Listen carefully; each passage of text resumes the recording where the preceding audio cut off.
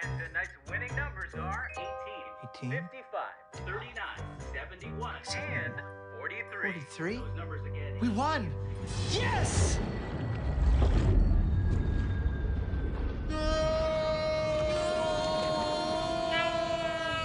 Quick, the quicker picker-upper. Bounty picks up messes quicker, and each sheet is 2 times more absorbent, so you can use less. I'll hold on to that. Bounty, the quicker picker-upper. The Kuwait.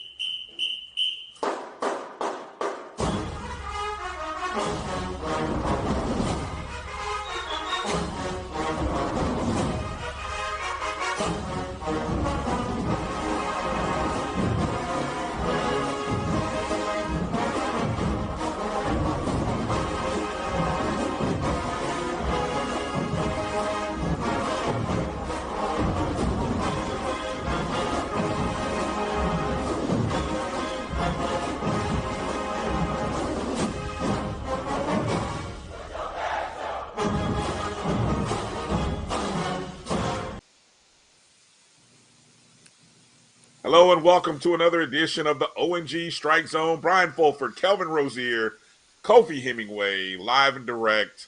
How you guys doing today? Doing good, Bryan. How are you? Excited, man. I'm excited. What are you really excited about, Kelvin? What's got you all buzzed and excited, huh? Man, it's Rivalry Football. It's game week, man. You know, what else do you need? You already know, bro. You already know. Yes, it is. Yes, it is. We're back. The Rattlers. We get a chance to watch the Rattlers back in play after the bye week, and we hope that all that has transpired over the last 3 weeks has sort of been corrected, or at least resolved, or at least we have a better understanding, a clear understanding of what's to come. Because as you look at the schedule upcoming, guys, this is almost like the I would consider this the B stanza. You know, this is the second part of the schedule these next 3 weeks, where we have Alabama State, South Carolina State, and Alabama A&M. You know, I say that because I think after that, yes, we do, you know, have a couple of games against some teams that aren't doing very well. So really, it kind of brings the focus into how have the adjustments over the bye week been received? Are we prepared for these 3 games? What's your thought, Kelvin, coming out of the bye week and just the schedule and the season overall? So I told you last week that I'm excited, and I'm even more excited now. I watched the coaches show, and I watched Coach at SWAC media days, and I see a focus, a humble focus, and I like the things. You said all the right things, you know, going back to basics, fundamentals, looking at the things we weren't doing well. And also, I told you I thought we found something in the South Florida game. And then watching South Florida play against BYU last week, which is an unbeaten and ranked team. I thought it would be a total blowout, and it was for a quarter. And then that freshman quarterback found some rhythm and some confidence. And then the team found some rhythm and confidence. And it was a tale of 2 halves, and then it ended up being a dogfight. They almost pulled that game out. So I look at who we've played. We played a Jackson State team that has not lost to a FCS opponent. We played a Fort Valley State team that we saw Alabama and Tuskegee play last week. That was a 10-point game. Fort Valley shut them out. So we played really good competition. And I think we need to give a little more credit to that. And then also, I just think that this is the moment. 4 games in, we kind of who we are. So all this, I think we had the Billy Joe rat boy mentality. And I think we realize now we have to be a more balanced attack and that we have the weapons to do that. And as long as we stick to that, our defense is going to keep us in games. I was looking at the stats, man. We only giving up 17 points a game. And that's with a D1 school. And then they got a cheap touchdown at the end. So So I think we're positioned a little bit better than what we think we are. But again, the proof is in the pudding. We got to do it on the field. We got to start with a W this week. Kofi, what are your thoughts? Man, we're definitely in the main course of the schedule right now. It starts this week versus Alabama State. Um, there's no room really for error because we already have a conference loss with Jackson State. So we have to, if our season is going to have um, some serious meaning to it or any postseason aspirations, we have to beat Alabama State this week. Uh, and there's no ifs, no ands, no buts about it. I'm hearing some good things in regards to practice with some of the adjustments that, in fact, are being made. But at the same time, I'm excited. I mean, when we have a championship defense, and having watched Alabama State play, they're built in much of the same fashion, especially on defense. They are blitz heavy. They love to come after you. So it's going to be interesting to see the strategies and the adjustments that we're going to make in regards to our approach offensively and defensively to a very physical and well-prepared team in Alabama State. You know what I find interesting about this matchup is we're both programs that are coming in with 3 games, one against a SWAC opponent in the East, one against I would say a pretty good Division II program, and each have gone up against an FBS. Now, I'm not going to compare Auburn to South Florida. I'm not going to be that foolish. But I think the parallels there about the fact that Alabama State comes into this game 2-1, we're 1-2, and going in and looking at the numbers, and we can talk about that here a little bit later. When you go in and look at the numbers, you see a lot of similarities, and I think Alabama State, it'll be interesting talking with, and I should promo this. Obviously, in the next segment, we're going to talk to Alabama State Sports Information Director Travis Jarome, who's kind enough to come in and join us and talk to us a little bit about Alabama State and their season thus far. I think this is a team that is they found themselves defensively, I think, and that'll be interesting. And I don't know what that was a product of. Bethune, they played a Bethune-Cookman team that had extra days rest, and they pretty much dominated that ball game from the start, especially in the first half. And defensively did a great job in terms of limiting what I thought Bethune-Cookman would do well. So we'll get into talking with Travis Jarome about that here in the next segment. But I thought first, guys, before we were on the bye, the Rattlers were, but the rest of the SWAC was in motion. And I thought we'd spend a little bit of this first segment just kind of recapping some of the action around the conference. And we got to start with the Thursday night matchup between Alcorn State and UAPB. Even though it was a West battle, I'm telling you what, I'll be honest, I went to bed at halftime when UAPB had a lead. And so I was shocked as anybody to look up and see that Alcorn had won 39-38. What was your impressions of that ball game, whether you saw it live or afterwards, Kelvin? So me and Kofi were communicating. I wasn't able to watch the game live, so he was kind of my eyes. And when he called, he wanted his flowers at the time because I think he was going against Alcorn State and talking about Pine Bluff being real. We all thought that they were going to be good, and I had went with Alcorn State, and so after I finished my obligation, I tried to reach out to him, and I think he had went to bed, and I went to bed assuming because I got another call, and it was going late in the third quarter then, and Pine Bluff was still up, by double digits at that time.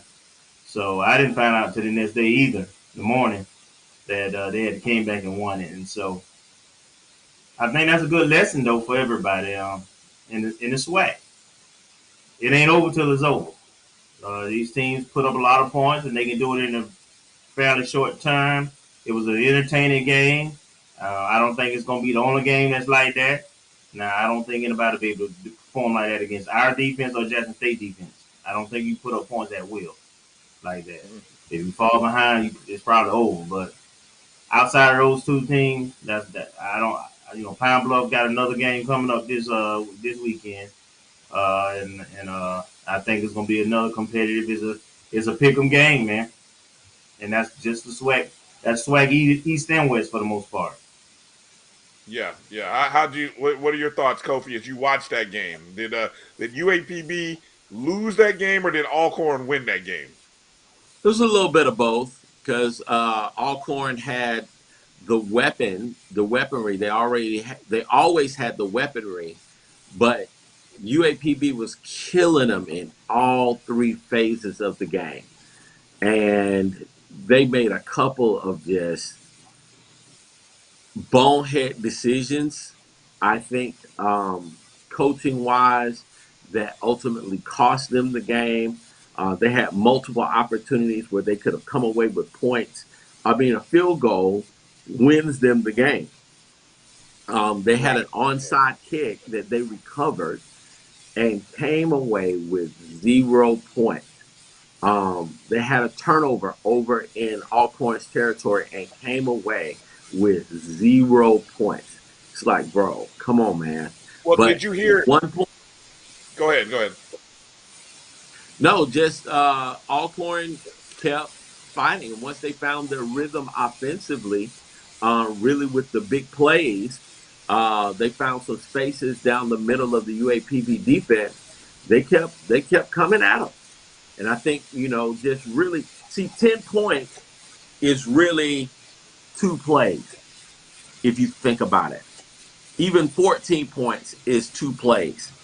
21 points is 3 plays, if you look at it from that standpoint. So, and in college football, when you're dealing with non-professional athletes, that scenario can present itself more often than not. I remember the darn Frank Reich versus the University of Miami. I mean, Miami was up like 31-0 at halftime, and Maryland came back and won the darn game.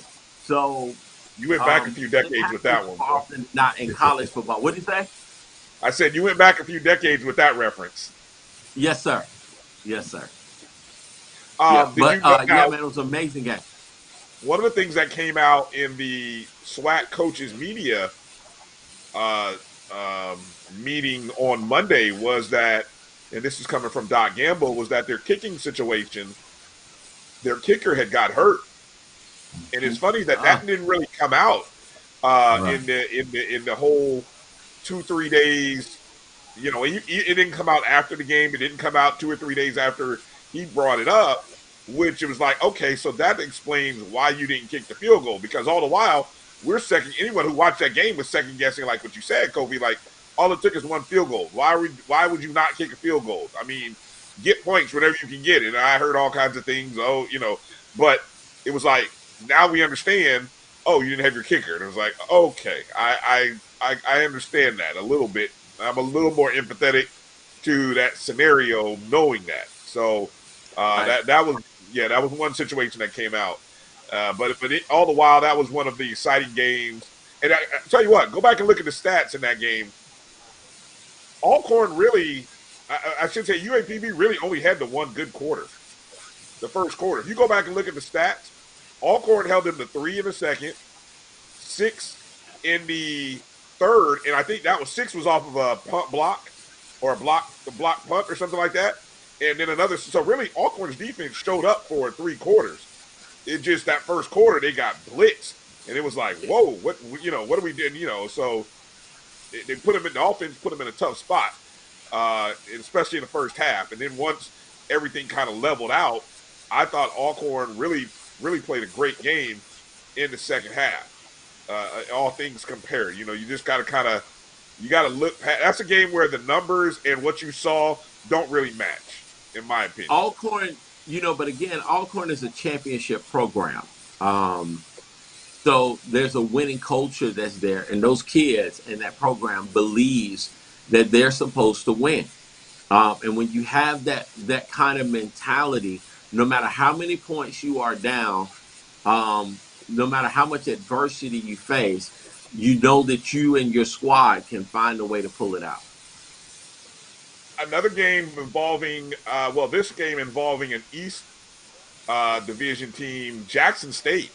You guys pay attention to the fact that Jackson State playing Delta State. And I know Kelvin was big on Delta State, man. He was and like Kofi. Oh, I'm sorry, and Kofi. Yes. Right. Although right I still say, go back and look at what Delta State has done over the last couple of years. Hadn't been much, but anyway, I give all credit to you guys. You guys were on top of Delta State. I would have lost if I'd have put some money down on Jackson State. I would have lost it. But Jackson State only won that game 24-17, and Delta State actually was 4th and goal on, I think, the 5 or 6 yard line on like the 8 seconds to go in the ball game. Mm-hmm. So They were that close to tying that game up, and so that was real interesting to see. Delta State, a Division II team. I don't think they're a ranked Division II team, but there's a lot of pride and history in that program with some good players. And they took Jackson State. They challenged them. Any you guys want to go ahead and gloat now while you got a few seconds? No gloating. You laugh when you ain't want to listen and everything. You ain't want to listen to the people. Yeah, they not afraid of the uniforms and the colors, man. They played them and they're physical, and so I expected it a tough game. I really did. And just the difference between FCS and Division II is not very much. The Division II squads have more lenient admission opportunities. So they get a lot of quality athletes that play at the Division II school at the Division II level. So just because that number is quote unquote behind that name, it doesn't mean that those kids are quote unquote worse. It's not much that is separating a solid Division II squad from an FCS squad. Real quick, some other scores that took place. You had Alabama A&M with a 45-35 win over Tuskegee. Prairie View with a 24-10 win over Grambling. As mentioned, Alabama State 38-24 over Bethune. Texas Southern lost 48-34 to Rice. Southern 38-25 over Mississippi Valley State. Real quick, before we go to break, any one of those other games that caught your eye that you were kind of really interested in the outcome, Kelvin? No, I think the rest of the slate kind of went how we expected. I think Valley scored a few more points than I thought they would have against Southern, but outside of that, no surprises. How about you, Kofi? No surprises, but obviously the Prairie View game sticks out to me because I strongly believe that they're a dark horse pick for the West. Southern has a new football coach, and I know he's new. I believe that he has a solid feel for what needs to happen, but there's a difference with the way that team is playing right now. And I would say that Prairie View is very much, especially if they find a way to get past UAPB, that's going to put them firmly in the driver's seat in the SWAC West. Well said. All right. Well, coming up out of the break, we're going to start to talk about and unpack the week ahead or this upcoming weekend's game for the Rattlers against Alabama State. Coming up, we're going to be talking with Travis Jarome, Sports Information Director for Alabama State. You're watching the ONG Strike Zone with Bryan, Kelvin, and Kofi. We'll be back right after these words. The Invade Group is a Florida-based marketing and training consulting firm. We help businesses communicate to their target audience and engage them in conversation. We also help to expand their audiences, which will ultimately result in growth for those organizations. In addition to being a certified constant contact specialist, my colleagues and I are also certified in John Maxwell Leadership Principles. We use these proven principles to conduct workshops, training, and private coaching sessions for individuals and companies looking to take things to the next level. Contact us to schedule a free consultation. Issues today, don't delay, call Cuvée. It's never too early to plant the seed, to share the tradition, and instill a sense of pride in your HBCU with your little ones. HBCU Pride and Joy Children's Boutique helps you share your school spirit with a wide selection of adorable kids' apparel and accessories officially licensed from your favorite HBCU. Visit hbcupridejoy.com and follow us on all social media at HBCU Pride Joy on Facebook and Twitter. Nope. Nope. Come on, him. Ooh, I like him.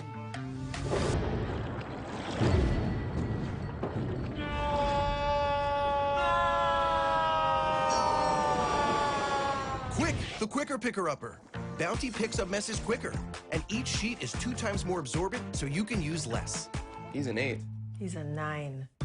Bounty, the quicker picker-upper. Since 2000.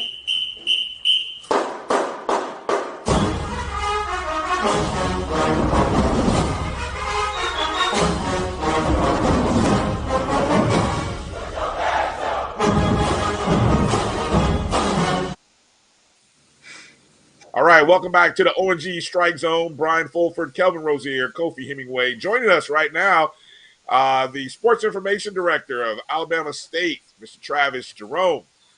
Travis, thanks for coming on the ONG Strike Zone. How you doing? Good. I appreciate you guys having me on tonight. Yeah. Well, look, it's good to have Alabama State coming back to Bragg. It's been a long time, since 2008. I mean, you know, I don't know. Were you on staff? Were you with Alabama State back then in 2008? No, I don't think anybody that's there now was actually on staff, on football staff, or in our staff. I mean, it's kind of one of those things where we're just not. Everything is new to us. Yeah.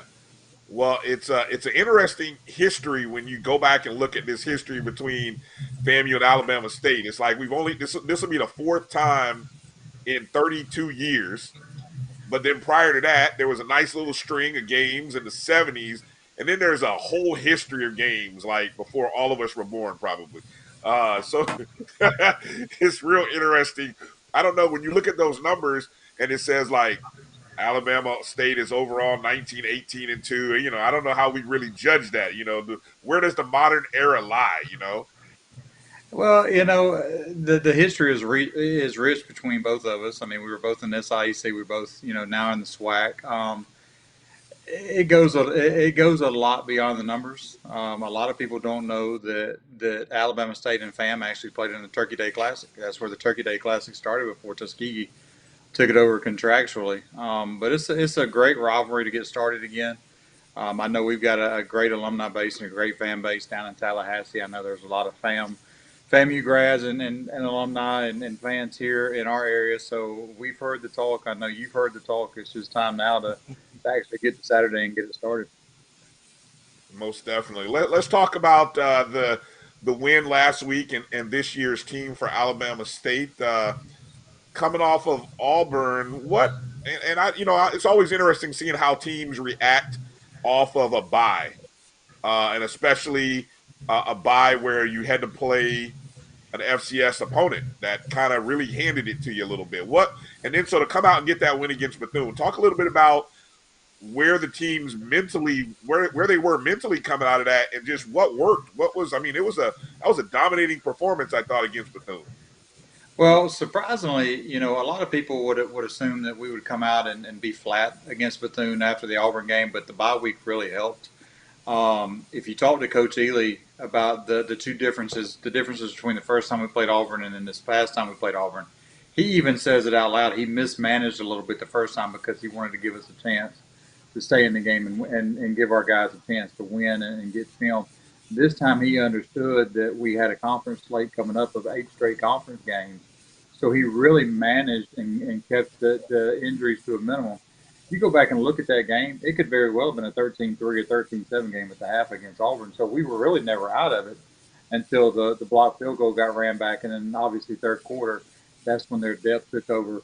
Not going to say their talent took over, but really their depth took over because they were able to rotate guys in and out. Because if you look at our roster, we've got a lot of guys that have transferred in from that level and are playing. But he was able to manage it better. He was able to get us through the game. He was able to get us to the next week, which is the bye week. And our guys understood what the next game was on the schedule. And there was a different feeling to practice. The guys were ready to go. They knew that there was a conference game coming up in a week and a half. We had to get ready for it. And then we just came out against Bethune-Cookman, and it was first drive, click, score, second drive, click, score, third drive, click, score. Defense play was just, it was lights out. And if you go back and look, it really never should have been 7-7. We botched a punt. We muffed a punt return. They recovered it and scored.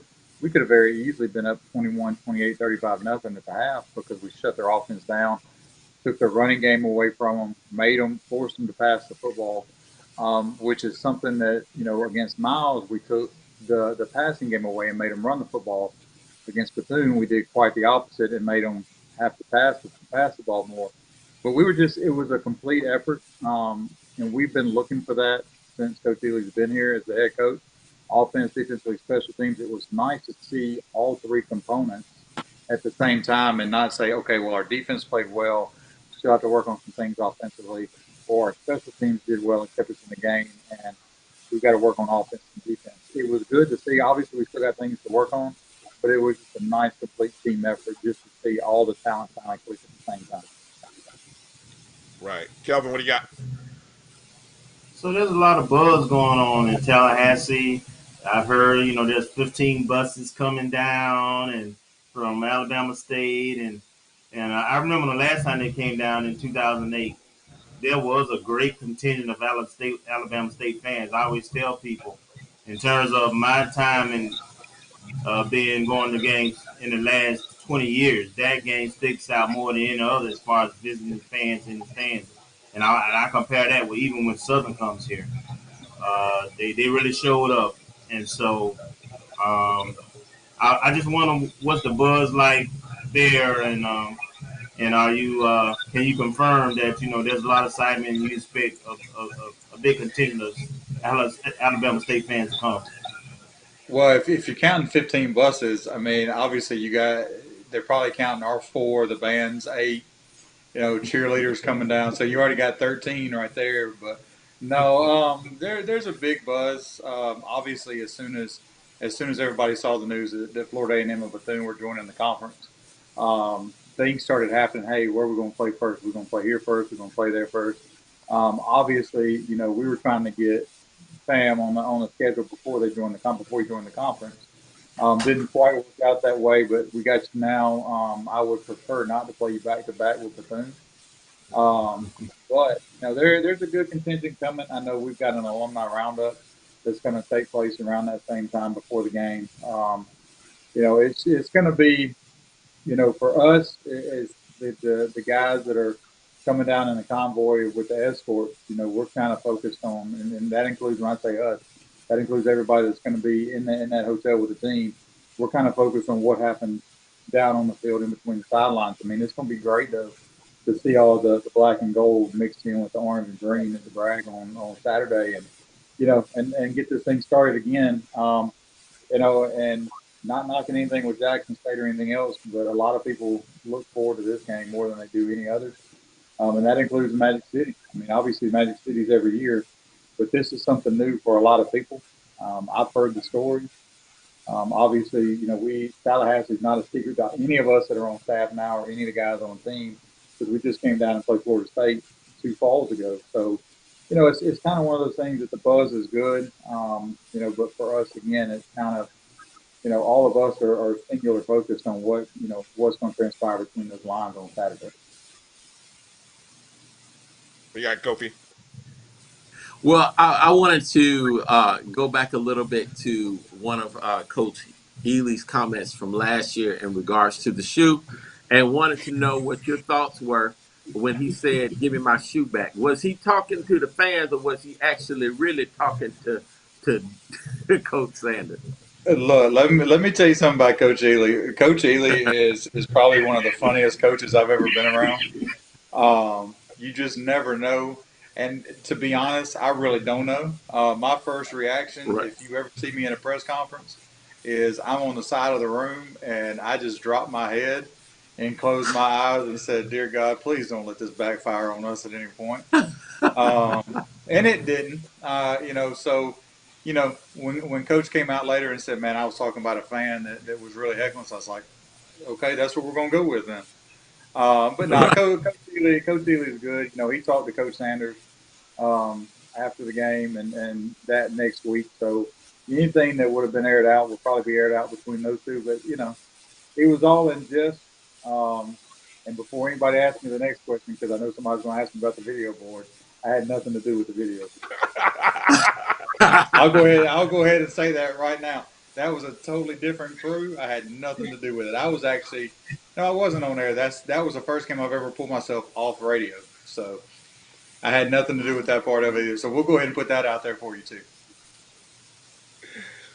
Nice. That was a classic. That was classic. That was some good stuff.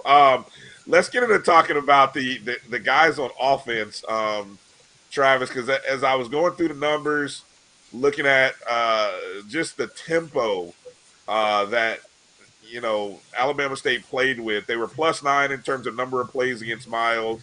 Actually, it was as you talked about it being even against Auburn, ran the same number of plays against Auburn.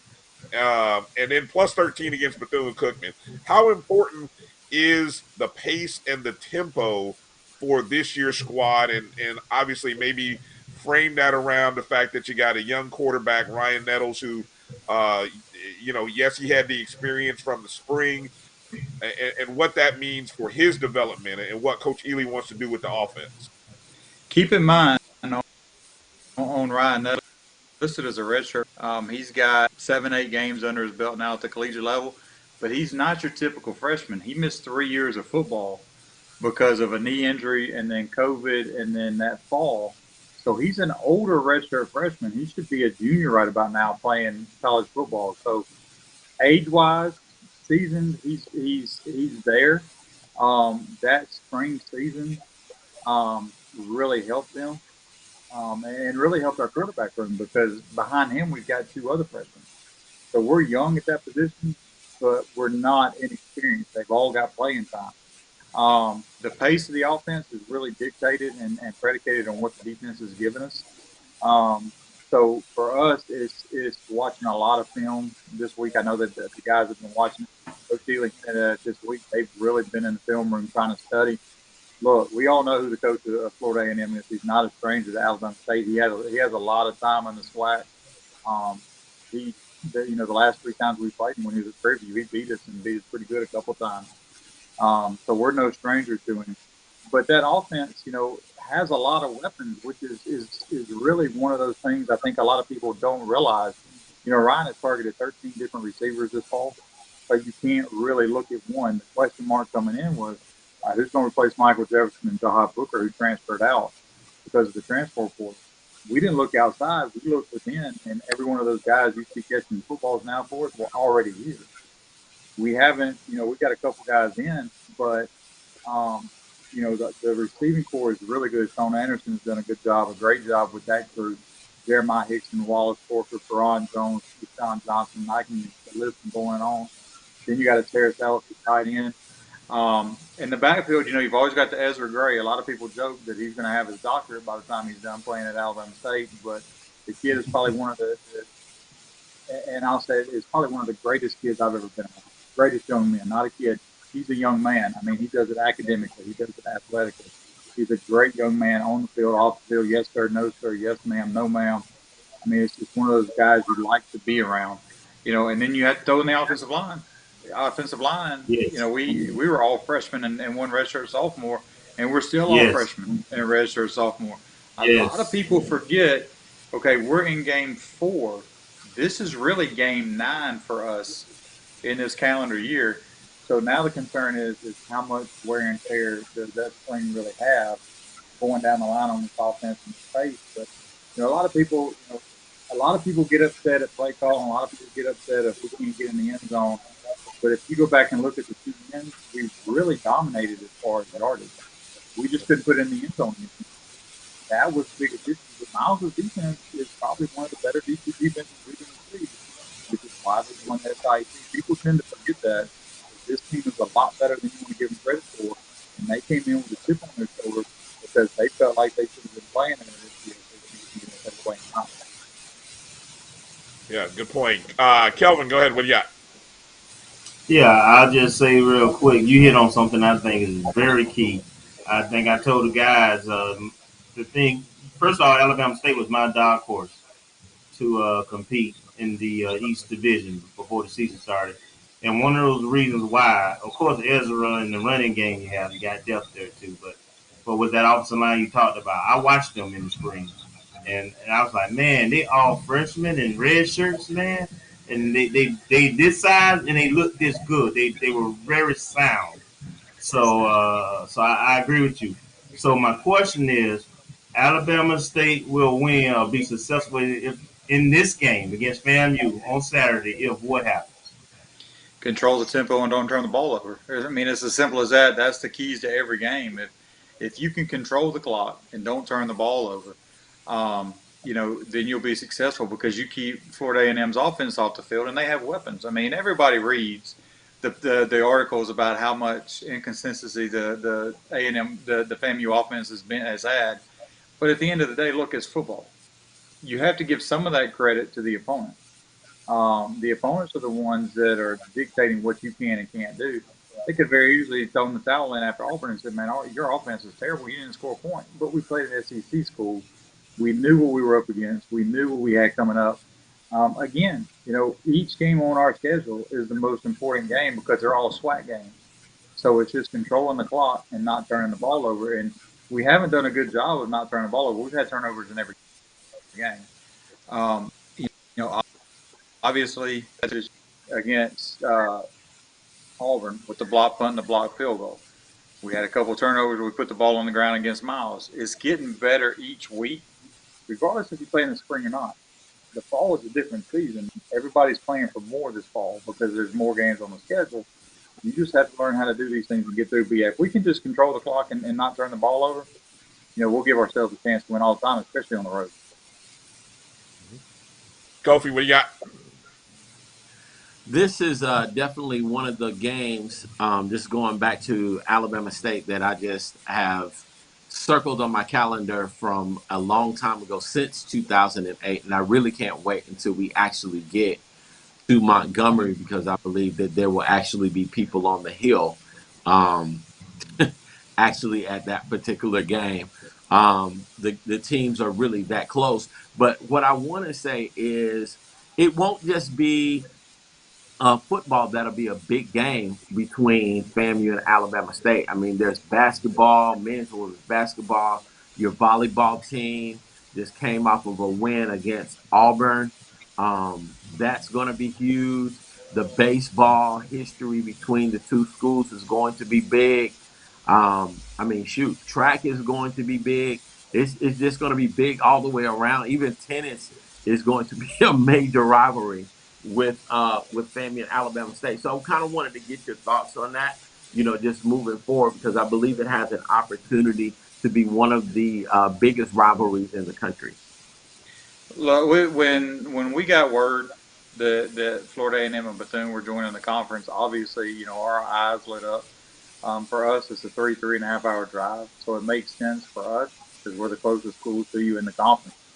And it's always, when you look at what each school offers, I mean, obviously the band, obviously the fraternity sorority, obviously football, everything kind of ties in track. We've already been doing it with baseball. We've had games with baseball since I've been here since 2017. They've been competitive. I'll tell this funny story to show you how big the rivalry is. We got Larry Watkins, the Hall of Fame baseball coach. He's been thrown out of one game in his whole career, and it was down at Florida A&M. And he tells a story about how he walked around the whole field just because the way the rivalry was, he didn't want to get off the field, but he got thrown out and left. So, I mean, that kind of shows you where we are. He's been thrown out of one game, and he laughs about the story. But, volleyball is going to be extremely important. I mean, obviously, our volleyball team every year, other than the opt-out, since the last 6-7 years, has challenged at one topic. Softball, same way. Baseball challenges every year. It's always good to get new blood in, especially the biggest question we had was who was going to get kicked to the West. We were, there were 2 or 3 schools that we were waiting to hear. They got kicked to the West, so it kind of frees us up. Now we don't have to go to Norman as much. Play Alcorn State. And I'll tell you what, if you haven't been to the reservation, just wait till you go. It's one of those things you kind of want to get in and get out really quick. We were looking to win a 5 overtime game, 3 years ago. If this game goes 5 overtime, Kelvin, I might need to borrow that hat and then wear it around the stadium so I can fan myself. I know how that Florida heat is down there, and it's going to be, it's this whole rivalry is going to be good. And it's not anything against Alabama A&M to take away from it, but it's always good to get fresh blood and develop more than one rivalry. You're always going to have more than one. And a lot of people point to us in Jackson State, but, it's not really an us in Jackson State thing.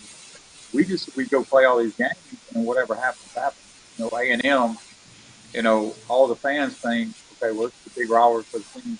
You could hear the players and coaches before games. It's a nice game, but the rivalry is up in the stands, and that's what you want. You want fans to, and I'm going to use this word very, very loosely. You want fans to develop hatred towards another school because then you have a rivalry. If you don't have fans not liking another institution, it's not a rivalry. We joke all the time well, doesn't a team have to win in order to be a rivalry? That's true, but you still got to have fans not like each other's sons to be a rivalry. So we got to give that some time in Tallahassee. But I can tell you this: I told you before we came on the air, and for everybody at home, I kind of feel out of place because you got green and gold everywhere except sitting in mine. I'm trying to make sure I don't have anything behind me that's green and gold because I don't need to get in trouble this week before we hit that Tallahassee. Hey, Travis, before we let you go, I want to bring it back to this squad, this team, and just kind of get an update and as much as you're willing to share. Ezra Gray, kind of I noticed he didn't play against Auburn, and he split some carries. He hasn't had the big breakout game yet. How's Ezra looking these days? Well, you know what they usually say about Ezra when he hasn't had a breakout game yet. That means he's due for one. So the last time he didn't have a breakout game, he was due for one. I think he went for 195 against Jackson in the spring. Ezra's fine. He got a little dinged up against Miles. He'll play, but don't read too much into him splitting carries. Like I said, we got 8 conference games in a row. Corey Merritt is more than able and to carry the ball coming and spelling. We got some guys behind them that haven't really. We got a lot of fresh legs that people may see. Obviously we got some dinged up guys. Natron Culpepper was back this week against the Sooners. Kind of adds to that secondary, which is really, really good this year. With the addition of Jacques Payton's transfer from Jacksonville State. But with us, everything starts up front on that defensive line. Christian Clark, Brandon Gaddy, Andrew Ogletree. The list can go on and on. Then you got your linebackers. Obviously, everybody knows Bubba hasn't played. And Coach Ely let it out a couple weeks ago. He's out for the year, which is unfortunate. But it's the next man up, which is Jake Howard. Jake Howard played a lot in the spring, so we're really not skipping a beat with Jake. This team's going to be really good. It's going to be a defensive struggle on Saturday. I'll just say that. I think you're going to – I don't think it's going to be a high-scoring game now. We may sit here and say it may be 45-44. But I look for these two defenses to really tighten things up and go head to head. I mean, you look at the Jackson State game, what FAMU did on defense, and then you look at what our defense has done. It's just going to be whichever team controls the clock. I mean, and that's the end of the day. We know Florida A&M's got weapons. We just have to find a way to contain them and just try to stay with them throughout the whole game. Right. Well, I'm hoping Ezra's breakout game is next week against UAPB. So I've already looked at the schedule, and we're hoping that he's well enough to really light up UAPB next week, not in Tallahassee this week.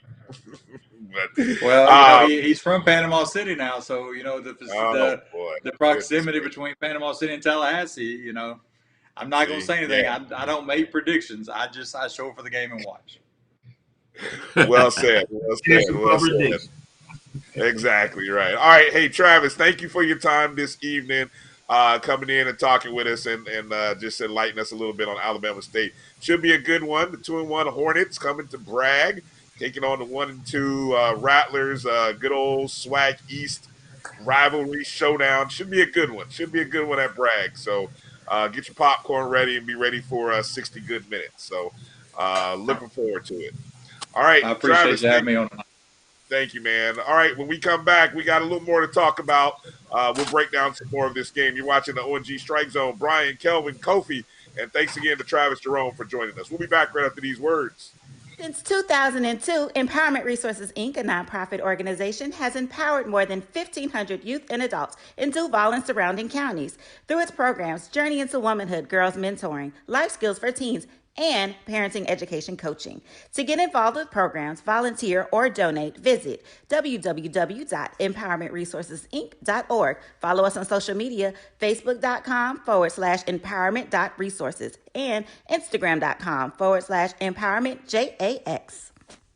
Sugar Chateau Desserts is a specialty bakery located in the Charlotte, North Carolina metro area. We will create delicious and one-of-a-kind treats for any occasion. Sugar Chateau is currently shipping cakes in a jar, offering a variety of different flavors in a single-serve container that can help you celebrate in accordance with social distancing. Place your orders today by calling 803-526-7895 or visiting sugarchateaudesserts.com. For 200 years, Montgomery, Alabama has been making history by people who had the courage to stand up for change. Today, this riverfront city has been reborn, embracing the past and looking forward to the future. From the National Memorial for Peace and Justice to the stage of the Alabama Shakespeare Festival, this is where history was and is made. We are proud to call Montgomery home, and together, we can be the change.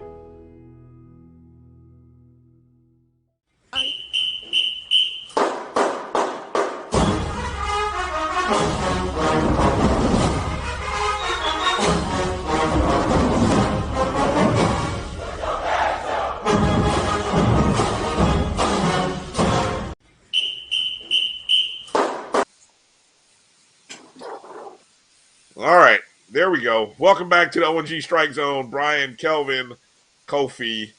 Hey, Kelvin, I saw a message that popped up. You got people wanting to know where you got that hat from, brother. Let the people know where you got that nice hat from. Well, we're giving out plugs. We're giving out unsolicited plugs right now. So hey, with certain things I won't say because I got to have my stash, right? But with this one I will because it was a few years back, but it came from the FAMU bookstore actually. Okay. Hey. Honestly, anytime you get a chance to go to the FAMU bookstore, go make it, man. I remember days when I used to go in the bookstore and just look around and complain because there was no good gear in the bookstore. I used to be like, "Where's all the good gear? How come I can go over to Florida State's bookstore and there's gear? Where's all the good FAMU gear?" And then I leave, graduate, and then all of a sudden, decades later, there's good stuff in the bookstore. So congratulations to the FAMU bookstore for stepping their game up. Nice. Yeah. Well, fellas, let's get into, before we come back and talk a little bit about this Alabama State matchup, we got to get into some news involving some of our other sports. And we got to start with our Lady Rattlers. Who went on the road out into Mississippi, and man, I'll tell you, I was shocked. I was shocked at the outcome against Jackson State. To be perfectly honest, I mean, we were rolling in hot, we were on fire, matter of fact, and then Jackson State just kind of serve notice like, hey, look, there's a reason why we were 9-0 in the conference in the spring, and it's a reason we're the defending champs, and they remain the defending champs because Jackson State beat our Lady Rattlers 3-0. And actually, two of the games, obviously, were tight, contested games. We lost the first set 28-26, and the second one 26-24. We lost the third one 25-22. Close ball games. Statistically, I was looking to try to see where, what one or two areas kind of failed us a little bit, and the only thing I can really see is, they had a few more aces than us, and then in terms of blocks, but in essence, I mean, obviously you would have had to have seen the game to see the tempo and the scoring, but it was a statistically almost an even matchup. Any thoughts or shocks or surprises by seeing the outcome from that first game, Kelvin? No, not for me. I did expect for us to win it. I definitely didn't expect for us to be swept. Even though, like you say, it was, we were up in the second set. I remember checking one time. We were up like 23-19 or 20 or something.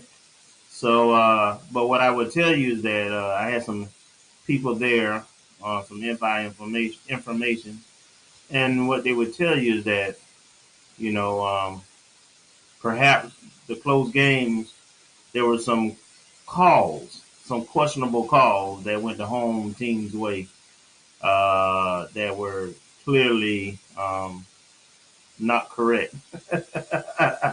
Really? That kind of helped them stay in the game or get a lead in the game. So, if you listen to what Coach said, Coach Gokon, I mean, he said that it was good volleyball, and he talked about looking at their audit conference and the caliber teams they had played, and the record may not be representative of the type of team they have. Then when you see Alabama State beat the same Auburn team we did in 5 sets also.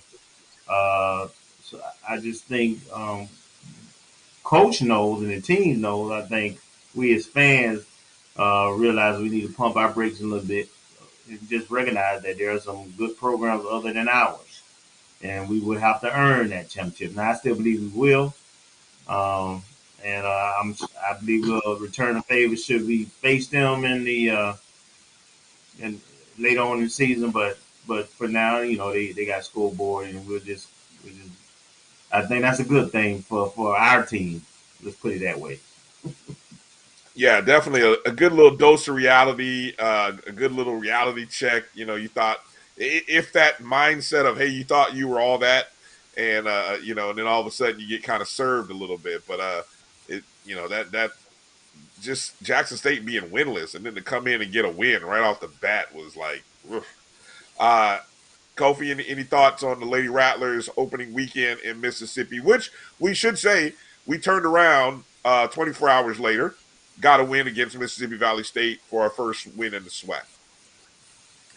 Well, I mean, as Kelvin so eloquently stated, anytime you go into an opposing team's home territory, especially in the SWAC, no matter what the sport, you can expect some unusual calls. You can expect some unusual activity from your opponents. But that being said, I mean, Jackson State is the defending champions, and the SWAC championship will have to be earned by our ladies. But I believe that they're going to learn a lot from this loss, and it's going to enable us to be able to develop some momentum going forward. But Jackson State is not the only team or the only solid team that is in the SWAC. So I'm looking forward to seeing our team continue to develop, continue to get stronger, continue to develop cohesiveness as they prepare to go forward, because I believe that by tournament time, we're going to be right there. Right. So again, the Lady Rattlers did go 3-0 against Mississippi Valley State on the following Saturday. Just to note, Jackson State now 11-0 in the or I should say they have won 11 straight conference games, dating back to the 9 in the spring, They did beat Bethune, so they jump out to a 2-0 lead, 2 wins, no losses in conference play. What's next for the Lady Rattlers? Well, that's a Friday showdown in Daytona Beach against Bethune-Cookman. The last 3 times that the Lady Rattlers have gone to Daytona Beach, they have come out of there with W's, including a 3-2 win back in 2019, which was the last. Now, check that. That was in 2019. So, again, 3-0 the last 3 meetings in Daytona Beach. Unfortunately, the last meeting against Bethune-Cookman, we lost in November 8th, 2019. That was in Tallahassee. We lost that 3-1. So we've actually kind of split those home and aways. And really, the last 9 appearances, last 9 games against Bethune have almost been split 5-4. Bethune has won 5, we won 4. So, we had a nice streak there where we were just owning Bethune, and then they kind of stepped up a little bit. And so it'll be interesting to see what Bethune brings to the table this Friday. I don't know if my schedule will allow me to get there. I'm only 45 minutes away, less than that. I'm going to try to get there. We'll see what happens. I want to make mention of the fact that it's a little scheduling quirk in that the Lady Rattlers will only play 1 game over a 14-day period from the end of the Mississippi Valley State game to the October 10th game against Texas Southern. The only game in that entire stretch, this game Friday against Bethune-Cookman. So interesting scheduling stretch, guys. Something to kind of think about there. FAMU golf. Did you guys pay attention to what's going on with FAMU golf over the weekend? Yes. They went up to where was that? Let's see. This was the 36th annual National Black College Alumni Hall of Fame Tournament. Now that's a mouthful. Let me say that again. The National Black College Alumni Hall of Fame Tournament. And you try to go with the abbreviations that I saw for that game, for that tournament. But anyway, we actually won that contest back in 2019. That tournament, they have a Division I and a Division II side. We won the Division I title in 2019. 17-team field, 10 in Division I. Do you have any of the metrics on that, on the results on that, Kelvin? We were leading the first 2 days of that tournament, and we had a rough showing that last day as a team. And so I'm going off memory here, but I think we ended up finishing 3rd in that tournament. But we were leading, and we got a good mix of veterans and freshmen, and we just had a bad day. It happens in golf. You know what I'm saying? Right. Where typically we had a bad day. Yeah, I did a quick little browse. Yeah, you're right. We did finish 3rd. We were leading, and really, Tennessee State, who ended up finishing 1st, Alabama State 2nd. Tennessee State, who was in 3rd after day 1, I looked at the numbers. They made up 12 strokes in a day. I mean, that's like they literally jumped from 3rd to 2nd on that. Alabama State did similarly, made up 4 strokes between round 1 and 2. We only made up a stroke, so it's like we played kind of at our same level from day 1 to day 2, while everybody else around us just had a great second day, and they just kind of bumped us, and next minute we finished 3rd. So I mean, a good showing by this group, Coach Mike Rice. This team, as I saw it on the FAMUathletics.com site, 9 golfers, 4 new golfers on this squad, 1 transfer, 3 freshmen. One of those freshmen actually tied for 4th. He was the top rattler in this field. A young man by the name of Jacob Ayusado. I think I said that right, hopefully. He's a freshman from Corona, California. A lot going on there. A lot going on there. Anyway, he tied for fourth, and he had the best performance of all the Rattlers. Only one that was in the top 10. So I want to mention, give a shout out to Coach Mike Rice and the golfers. And one final shout out to our FAMU tennis team that will be playing in the Bedford Cup in Tampa this upcoming weekend, which is in Tampa. So yeah. All right, let's take a quick break. Come back, get into a little more football talk. You're watching the ONG Strike Zone. Bryan, Kelvin, and Kofi, we'll be back right after these words. Hungry for authentic Caribbean food like jerk chicken, oxtail, red snapper, shrimp, tofu, and rasta pasta? Well, find your way over to Mango's Caribbean Restaurant, 180 Auburn Avenue, right next to Royal Peacock in downtown Atlanta. Them belly full, but we hungry. Mango's Caribbean Restaurant, open daily from 11 a.m. to 10 p.m. And on Friday and Saturday, we're open till 4 a.m. Come to Mango's and put some spice in your life. So we've got a good thing going. Mango's Caribbean Restaurant, 180 Auburn Avenue, right next to Royal Peacock in downtown Atlanta. For more info or directions, call 404-698-3992 or log on to mangoscaribbeanrestaurant.com. For instant coupons, text MANGOS to 313131. Tell your mama hungry, papa hungry, brother hungry. Mango's Caribbean Restaurant, authentic Caribbean cuisines. Open up the door, tell your mama hungry.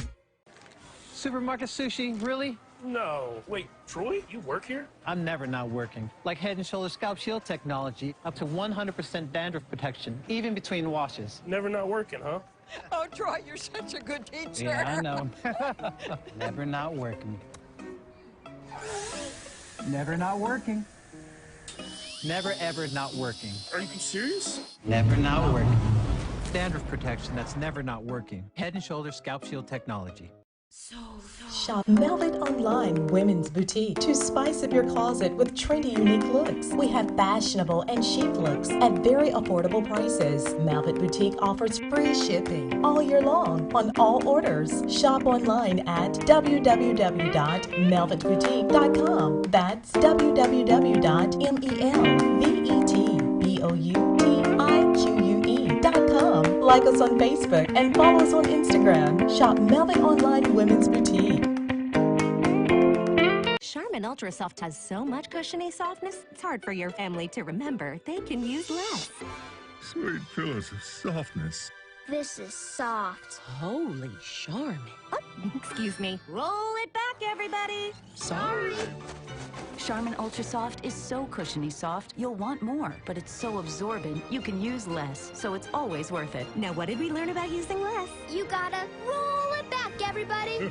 We all go. Why not enjoy the go with Charmin? And tonight's winning numbers are 18, 55, 39, 71, and 43. 43? Those numbers again. We won! Yes!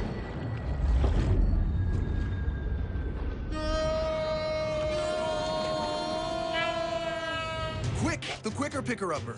Bounty picks up messes quicker, and each sheet is 2 times more absorbent, so you can use less. I'll hold on to that. Bounty, the quicker picker-upper. The coup.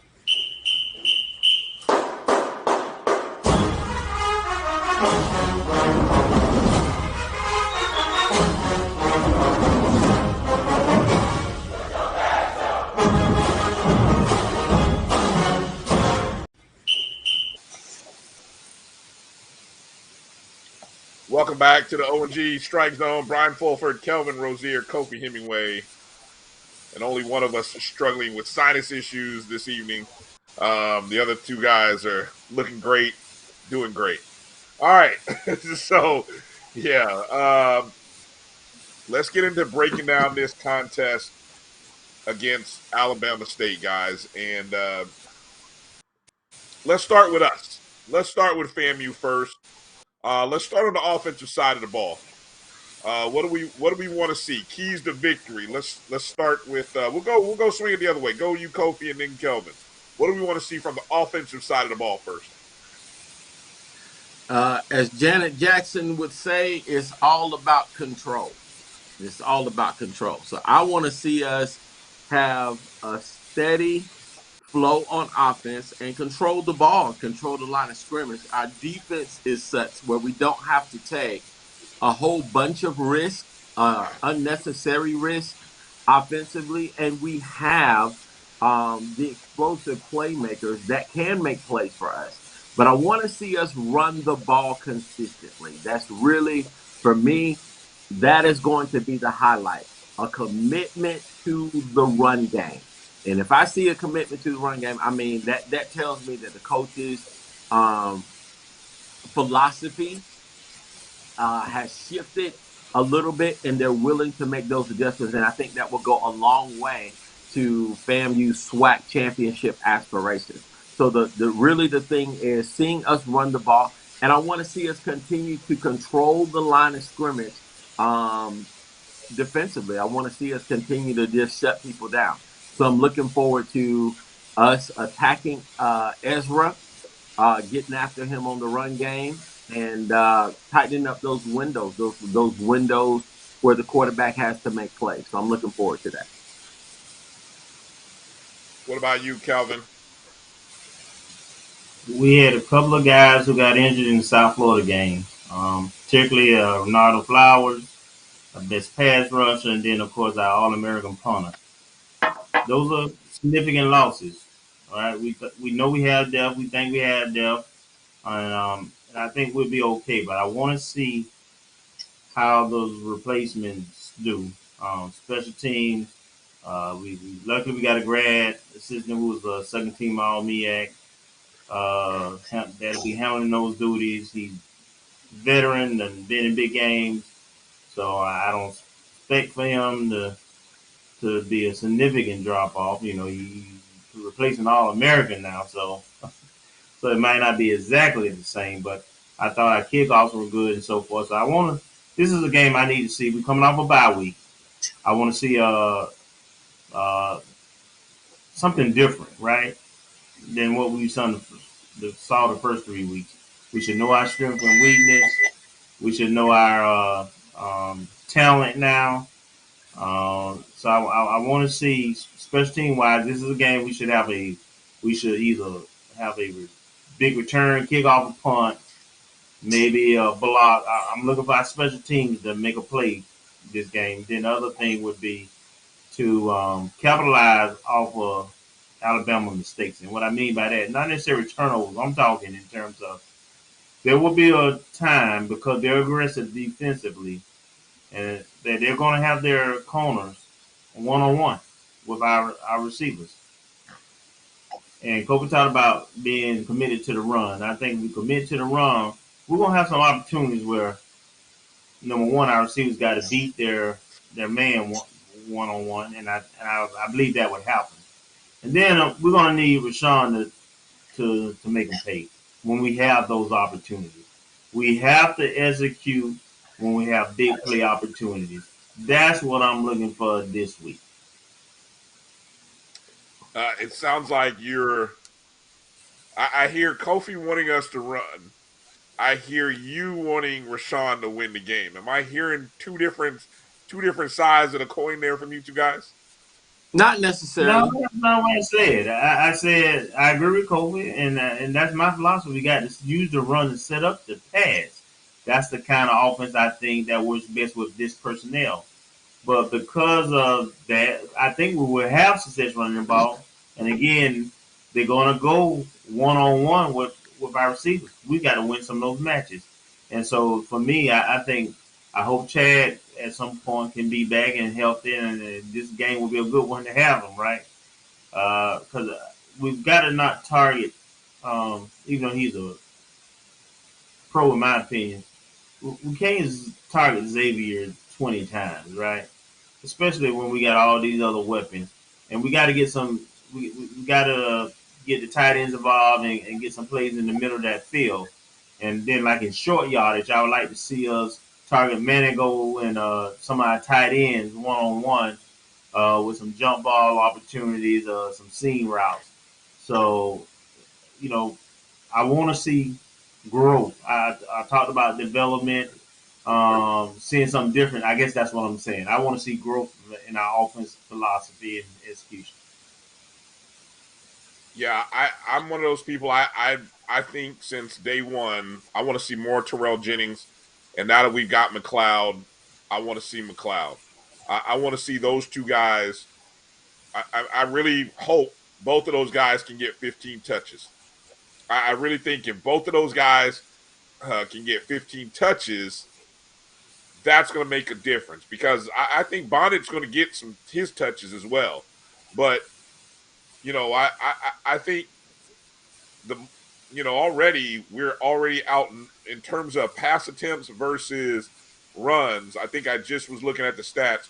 It's like 132 pass attempts to about 91 rushes. Mm-hmm. I wish that number were the other way around, to be honest. And I think that obviously will bode well for us. Controlling the ball and winning the turnover ratio battle will go a long way to determining how this game flows. Just good decision making from Rashawn, not trying to force the ball, but just making plays, man. I want to see us work the middle of the field even. I think the opportunities are definitely there. We've got too many playmakers on the offense, but I think now is the time that our offensive rhythm begins to manifest going forward. Do you realize talking about a team that played a spring schedule too, Bryan? The Sports ID said they played a spring schedule, so they're 12 games in a calendar year. So a good pound and running attack against them, I think, will wear them down, along with the heat and humidity in the crowd. So third or fourth quarter, I think we can create separation if we do that in the first half. Excluding the three quarterbacks, 9 different guys have ran the ball this season for FAM. And Bonnet Bishop has carried it 32 times, which is double. Yeah, just over double the amount of the next running back.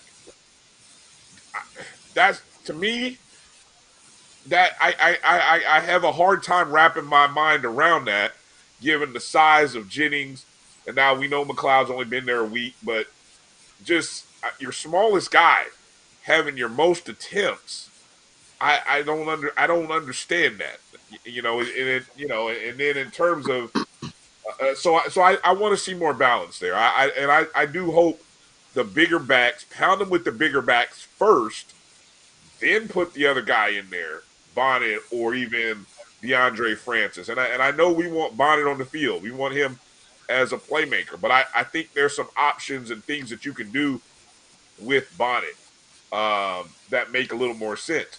And then let's get into the receivers. You talked about the receivers and mixing it up there. Xavier on the season so far, well, with 26 catches, the next closest is Jamari Sherrod with 14. And then David Manigo with 10. So Chad Hunter has 9. And then after that, it's just a serious drop-off. So we do understand that has to get better. I think it will get better, but I think we got to mix up. That's what I'm hoping for again. As going into this game, I'm hoping we can find a way to run the ball more. What worries me, though, is this rush defense for Alabama State, which held Bethune to 12 yards rushing on 20 attempts. That does worry me a little bit. Now, that could have been a product of the score and the fact that they jumped out on Bethune the way they did, and it sort of took them away from doing what they wanted to do.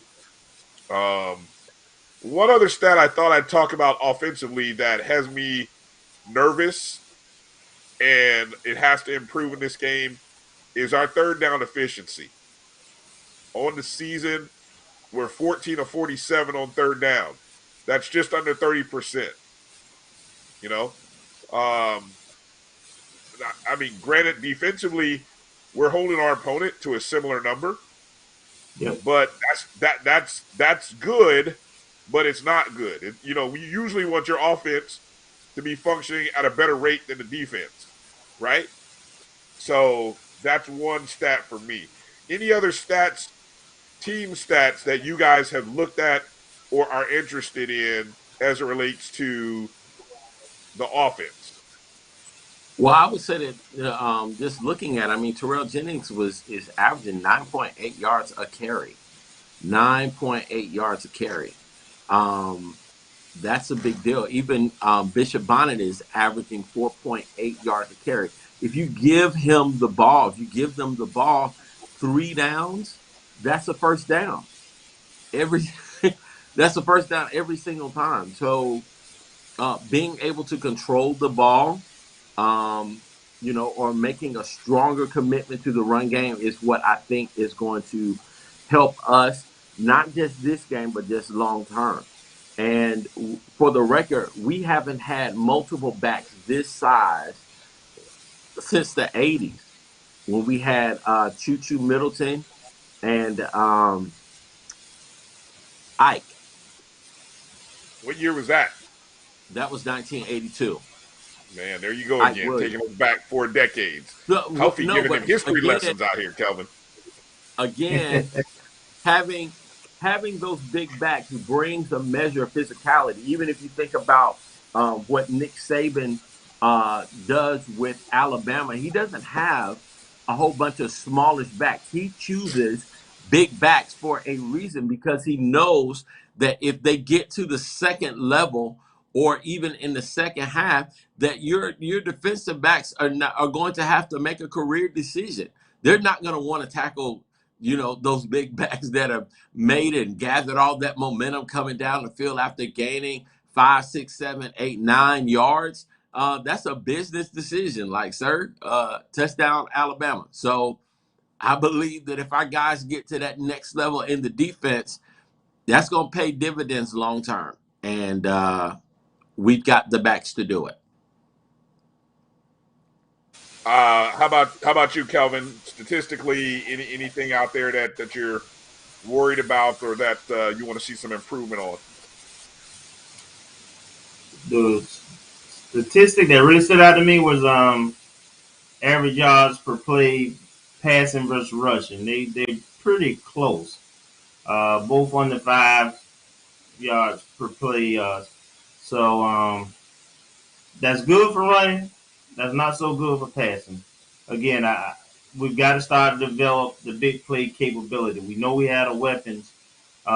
We just got to see that part of the offense come around now, where particularly with the passing game. We saw a little bit of it with the running game. We had a big 35-yard run or so against South Florida. So that sticks out. And then we're averaging 19 points per game right now. And luckily, our defense is holding our opponents to 17 points a game. So I think we made a friendly adult wager that we would average 30 points by the end of the season offensively. So I need for Coach Simmons to make me look good. Absolutely. That was overall. I forgot. Was that overall, or was that like at a certain point of the season? What did we say on that? We didn't really say. Yeah. From this point on, 30 points. All right. Again, Diet Dr. Pepper, fellas. Ice. The variety flavor, the 12-pack that comes in the variety colors. That's what I like. So one of you can get me the Dr. Pepper, and the other can get me the ice. All right, defensively, as mentioned, the Rattlers, we are allowing just 17.33 points a game. You know what? I was looking at the numbers on where we came out in the SWAC. Did you guys see the SWAC's NCAA stats? Did any of you guys see that? I did not. Okay. I'll try to see if I can find that. But the one thing I will say, and I'll go back to the last two games. I would love to see someone other than a defensive back or a safety lead us in tackles. I can dig. That's really it. Great. I mean, look, we know we got some pro level guys in the backfield, defensive backfield, but I think I would love to see the guy, the front six, whoever they are, really, really establish themselves. And if they're going to do a lot of running with Ezra Gray, let's hope it's our defensive line and linebackers who are the ones getting tackles. Because if not, we may be in for a long game. If we see Marquise and Antoine leading us in tackles again, that means we got a high-scoring game on our hands, because that means Ezra Gray's popping off 10, 15, 20-yarders. Yes. And I would tell you, watching them in the spring and watching that young offensive line, that they have a very good offensive line. I can't overstate that enough. Compared to all the offensive lines I've seen in the SWAC, I said the same thing about Norfolk State offensive line 2 years ago, that I thought they were the best offensive line that I had seen in the MEAC when we were in the MEAC. And I think folks are starting to see that now with Coach Odom's there and everything. They kept that team together, and I think it's going to pay dividends. I think they will win the MEAC, and that's who we'll be playing in the I'm giving my bold prediction already. FAMU Norfolk State in Atlanta in the Celebration Bowl. Now, but that being said, Ezra Gray reminds me a lot of Mo Hicks, who was at A&T, probably about 15, 20 years ago now. But he runs hard, and once he gets to that second level, man, he ain't a big back, but he runs with power, and he can separate from you at the same time. So I agree with you. I know Marquise and all those guys in secondary, they're more than capable. But this is a game that I think hopefully Jenna Hunt will be back. That's the word I think I heard I got.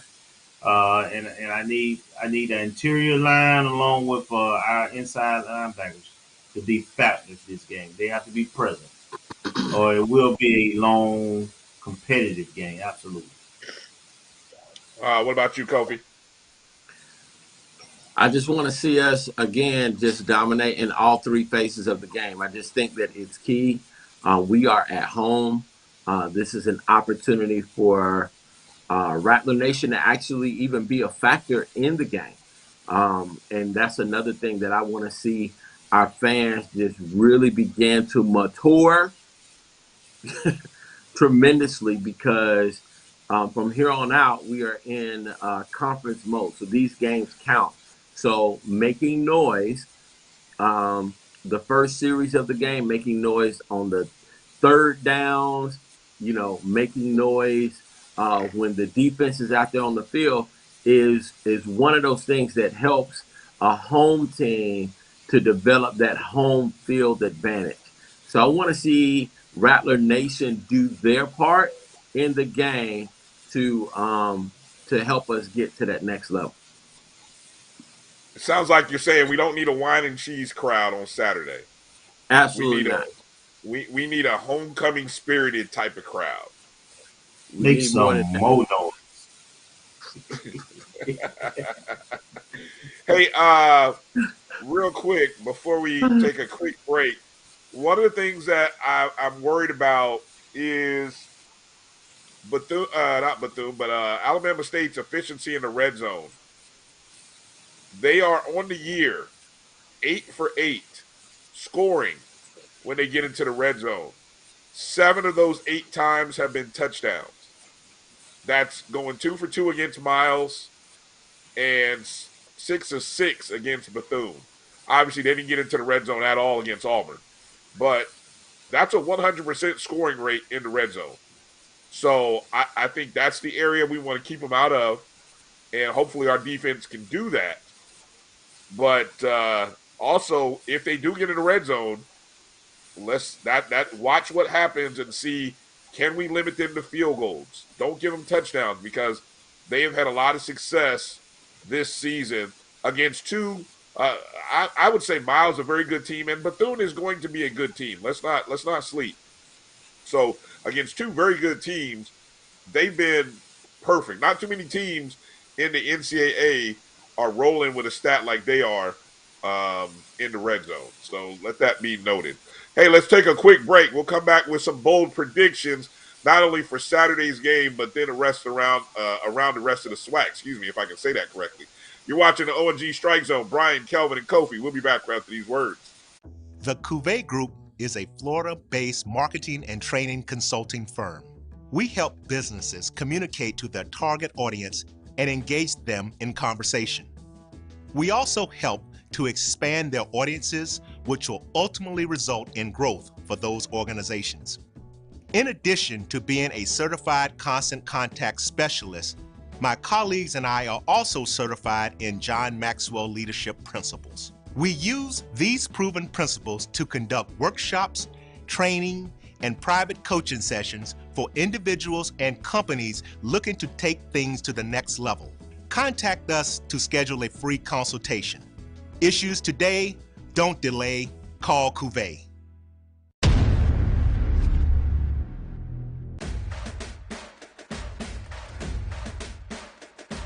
HBCU League Pass. Watch your favorite black colleges. Some of the best players in the land. HBCU League Pass. It's game time. I'm proud and I love my HBCU. HBCU League Pass. Watch your favorite black colleges. Some of the best players in the land. HBCU League Pass. It's game time. I'm proud and I love my HBCU.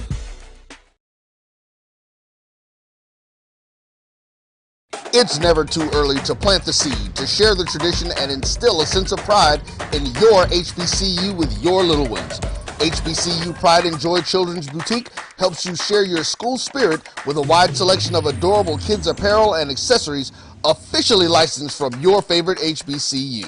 Visit hbcupridejoy.com and follow us on all social media at HBCU Pride Joy on Facebook and Twitter. No.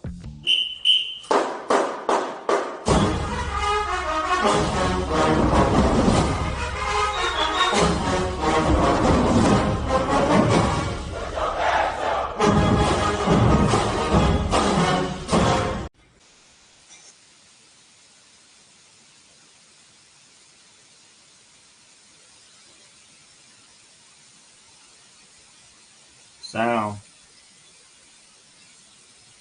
No sound, Roy.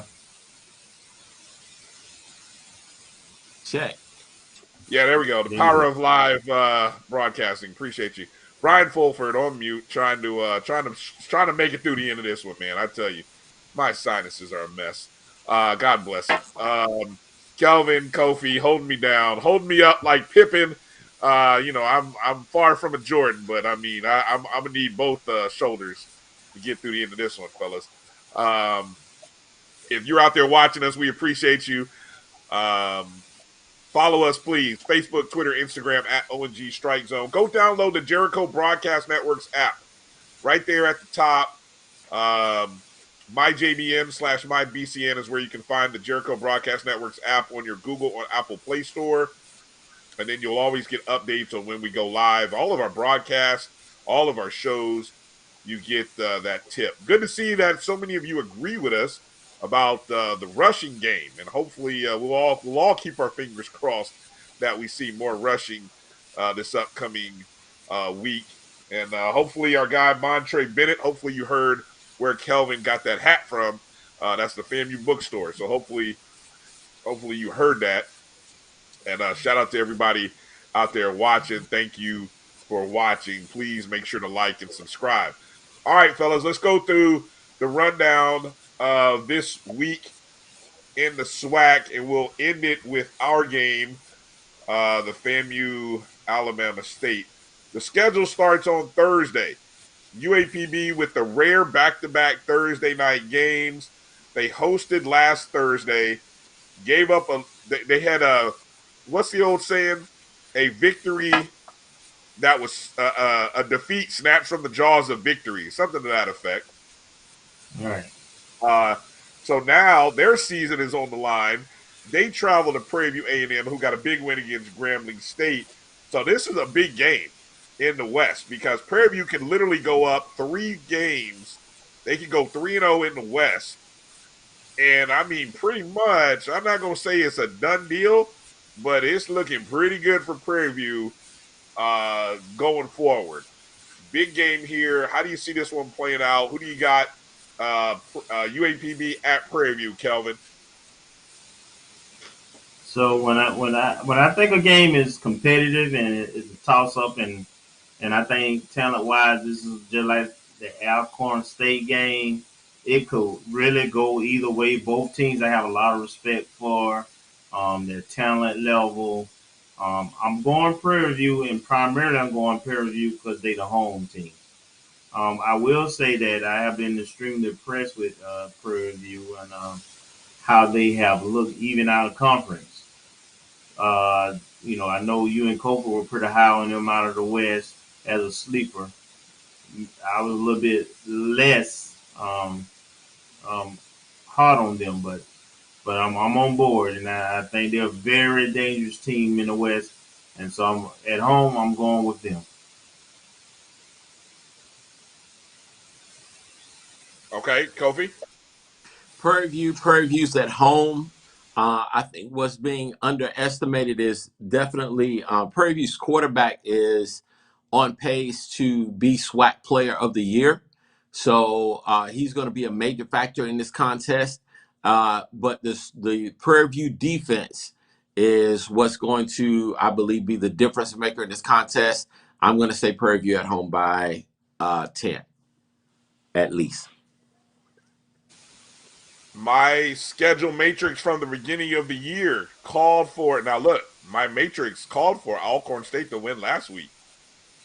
Obviously, I didn't know it'd be the way they won it, but I mean, I called that win. I will call a UAPB victory this week, sticking with my matrix. And I think it's further solidified by the fact that UAPB lost the way they lost. Big motivation for them. I think they come out and win, probably by a field goal. So I'll go UAPB by a field goal on the road against Prairie View A&M. All right. Bethune-Cookman, winless on the year, surprisingly. 0-4. Against another surprisingly winless team, South Carolina State, 0-3. Old MEAC rivals show up. Bethune-Cookman on the road at South Carolina State. How do you see this one going, Kelvin? It's not surprising South Carolina State. They played Alabama A&M and lost by 1 in a shootout. Then they played 2 Division I schools, right? So they're where I thought they would be, potentially in the first place. Bethune, it is what it is. You know, they little brother. I don't care if they don't win. I want them down. I want them mad. I want they hard taken by the time Florida Classic comes. I ain't trying to be friendly right now. So so I'm going South Carolina State by double digits on this one. But if I respect what he does. I respect his coaching. Typically, Bethune and South Carolina State usually are a pretty close game, historically, and pretty competitive. But Bethune has so much other stuff going on outside of just what's happening on the field, and now that they're going through some things on the field, and then lost some games. I just think it's tough to go to Orangeburg for them to regroup and win that game. So I'm going with South Carolina State. Kofi. This game's going to the Bulldogs from South Carolina State University. Hands down. I don't think this will be close. South Carolina State by at least 14. Wow, 14, man. I'm going with South Carolina State just on the mere fact that they're coming off a bye week. What I did the think that Matrix say? What did the Matrix say? the Matrix only was for SWAC games. The Matrix was only for SWAC games. This was not on the Oh, Matrix. okay. Yeah. So, but I'll go South Carolina State. I am surprised that they are winless though. I thought they could have easily have been at least 2-1, one Now and the thing two at the about worst. Bethune, please don't read too much into it. Because Cookman is more than capable of winning this game. They've got weapons. That tight end that they have. They got two of them, two tight ends. Yeah, one of them was actually supposed to be at FAMU, but that's a whole nother conversation for a whole nother day. That being said, they are still talented. They've got talent in the backfield. They've got talent up front. It's just a matter of them actually putting it together. They've made a couple of decisions coaching wise that have cost them games. And let me say that I would not be surprised if Terry Sims is not the coach by the time the Florida Classic comes around. What? I believe he's on the hot seat. Wow. Okay. There's a interesting Bold take. There's a hot take. Okay. Texas Southern hosting North American University. If that's not the strangest name for a university, North American University, that almost seems like something that you make up and you just put on a fake Netflix degree. show. Yes, exactly. I went to North American University. You went to where? Anyway, but that is a school. It's a NAIA. I think we all. Well, do we all think Texas Southern gets their first win of the season? Anybody? Any doubts? Well, Texas Southern is actually. Hello. Texas Southern is not playing bad ball. They played a really good Prairie View team. They came close. I think they scored multiple, over 30 points against Rice. So the talent level of Texas Southern is not low. They are a Texas squad. They can run. They're athletic, and I'm looking forward to them getting their first victory this weekend. Yeah, North, whatever, Hampton, American, whatever they call themselves. I tried to look them up, man. They didn't have they don't have a record. I see 0-0. I'm starting to think this is the same team that played the high school team on ESPN about 3 weeks ago, man. I have no idea who they are, man, where they from, man. Oh my God. Texas Southern, please do not lose to North American University, okay? I'm do talking not. Hampton, because when I saw the abbreviation of their school, that's who I thought they were. But and also Texas Southern got some new helmets, from Strahan. He got some new gear, so they got to win. They got to win because Strahan might come and take them helmets back. If you lose this game, he coming back. Come give me back my helmets. This is one of them games you lose helmets because of a game. If you lose to North American University, because they will be hazing him up on Good Morning America. I know I would if his alma mater lose to North American University, you get hazed up all Monday on Good Morning America. I'm sorry, you just lost to North American University. 2:00. At Grambling, Alabama A&M on the road against Grambling State. Grambling, the Noah Bodden era, the 3-star quarterback from out of New York City. I don't think it was New York, but out of New York State, debuting for Grambling. He might be the future, but the present is not looking good for Coach Broderick Fobbs. And there, you talk about hot seat. That there might be a race to see whose seat is hotter there, Kofi. You just said a mouthful there, but I wonder if Coach Sims' seat is hotter than Broderick Fobbs. So we'll start with you, Kofi. Who do you like in this one, A&M or Grambling? A&M is the number one team in HBCU football right now. I'm going to go with A&M, but I would caution people not to underestimate Grambling's team. They are still formidable. They're still athletic. I mean, they beat Tennessee State, who is not necessarily a bad squad, They're just not at championship level. I will say that Alabama A&M came off of an emotional victory against South Carolina State. They came off of an emotional victory against Bethune. They came off of an emotional victory with Tuskegee. And, bro, they're about to hit a gauntlet of teams. At some point, this thing is going to break. So I would not be shocked if Grambling pulls off this upset and keeps it. I do not. I think that Terry Sims is closer to being fired than Fobbs, but Grambling is Fobbs is definitely on the hot seat. So you have who winning? I'm gonna say Alabama A&M, but I'm gonna put my upset bird on this picture. Ooh, okay. I'm put it like that. I'm gonna put my upset bird right there next to this Grambling Alabama A&M. That's my upset pick. Squawk. Okay. Kelvin, who do you got? Hey, I'm with Kofi, man. Great take, Kofi. I ain't got to say too much more. I'm with you. I'm gonna go with Alabama A&M, but this is a prime trap upset type game here against a team that's desperate and fiery and need a W, and they just talented enough, and the coaches experienced enough where they can actually pull it off.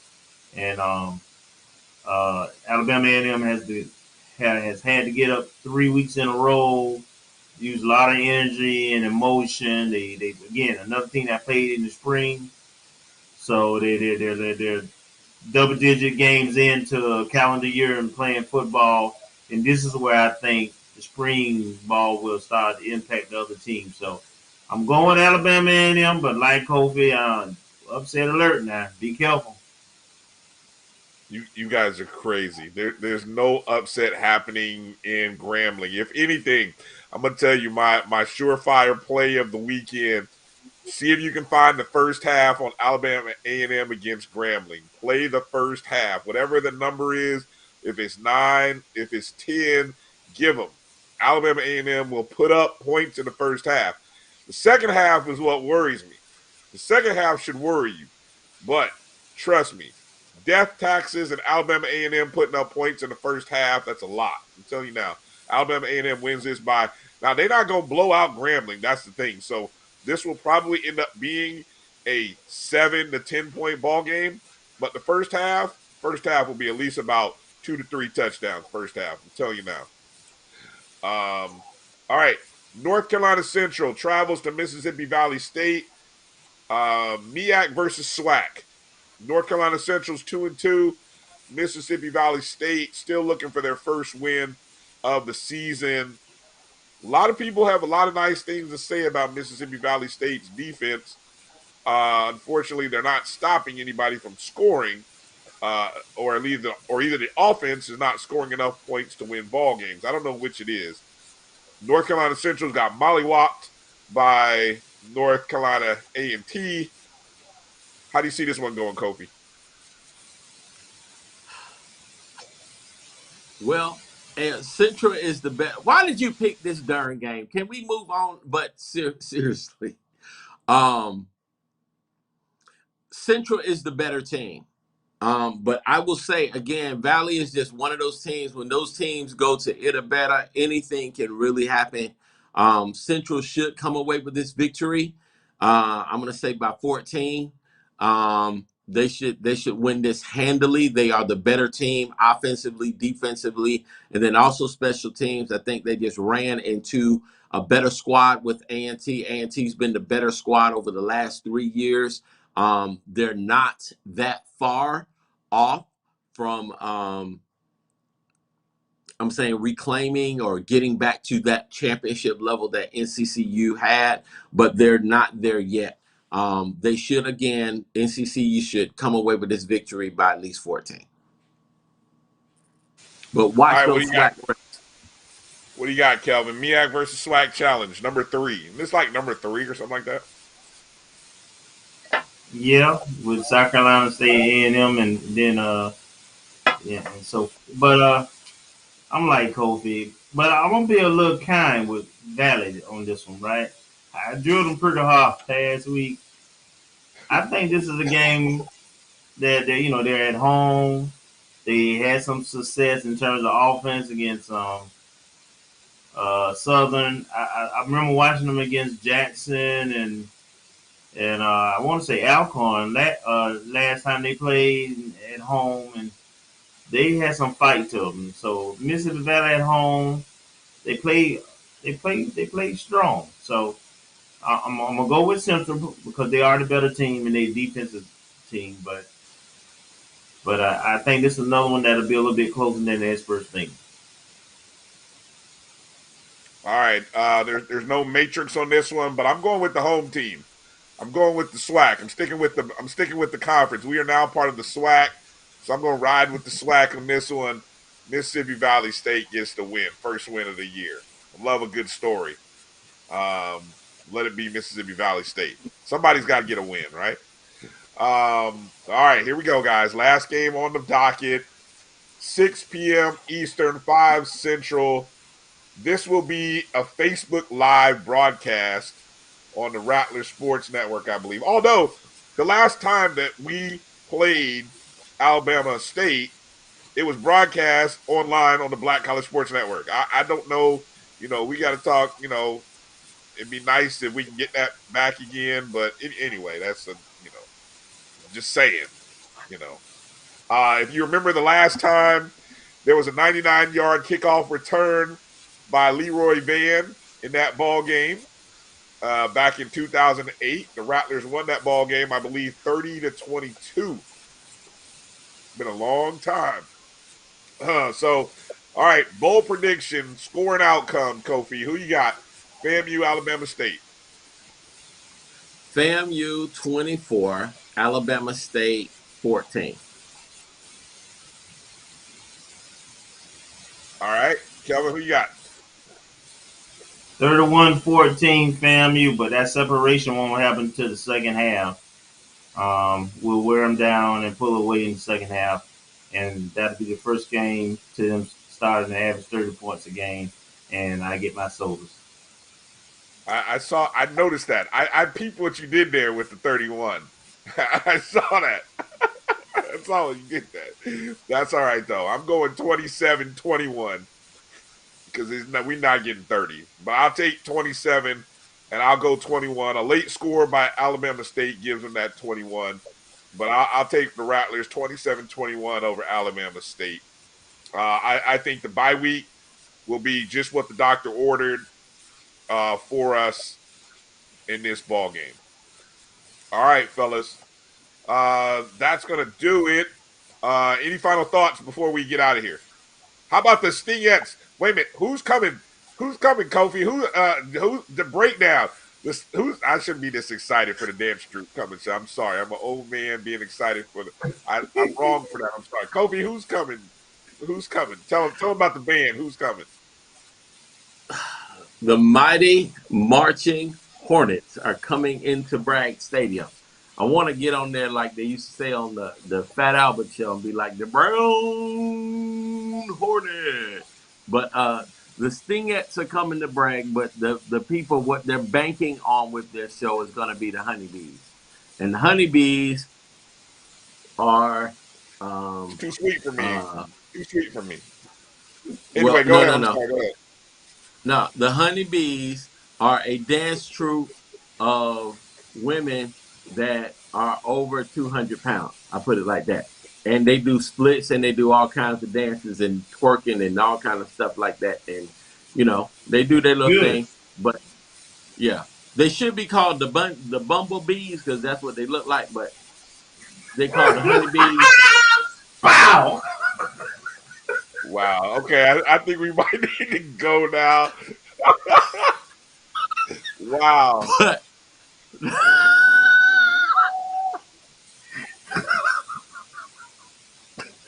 All right, I don't have the controls to mute his mic. Jesus. Sorry. All right, but go ahead, Kofi. That's it. I'm gonna cut your mic. Kelvin, any final thoughts before we go? No, other than I know Rattler Nation would show up and show out, This is a game where I think we will be. The home field needs to be a factor. We need to be there in numbers. We need to be loud, as Kofi referenced, and we need to help will this team to this W. Right now, it's all about stringing W's because the month of October will determine the SWAC East Championship. Everybody play each other back to back. Everybody. So now is where the cream rises to the top, and we need to help the Rattlers get there. My little piece of advice is don't show up at 5:15 and 5:30 and expect everything to go right with your tickets and parking. That's all I'm gonna say. You want your stuff to go right, you better get there by 3 o'clock. Get there by 3:30, 2:30. Show up. Be ready. Tailgate early. Don't show up at 5 o'clock. I don't want to see you on FAMU Twitter complaining about parking and tickets and you showed up at 5:30 and 5:45, 15 minutes and expecting stuff to be working right. You know stuff don't work like that at FAMU. You know the school you go to. Come on now, Rattler Nation. Get right. All right. I know we may be out there. I know Kelvin's going to be out there. Kofi might be out there. Hell, I might show up as well. We might do a post-game show. So be looking out for that. We might do a post-game reaction show following the contest. We expect a big win for the Rattlers. Thank you for everybody who watched and listened, enjoyed. Make sure you follow us. Reach out to us via email or social media. Brian Fulford, Kelvin Rozier, Kofi Hemingway. You've been watching the O&G Strike Zone on the Black College Sports Network. All right, Rattlers, let's go get a dub this weekend. And everybody else, stay safe and mask up out there if you can, all right? Thank you. Peace out.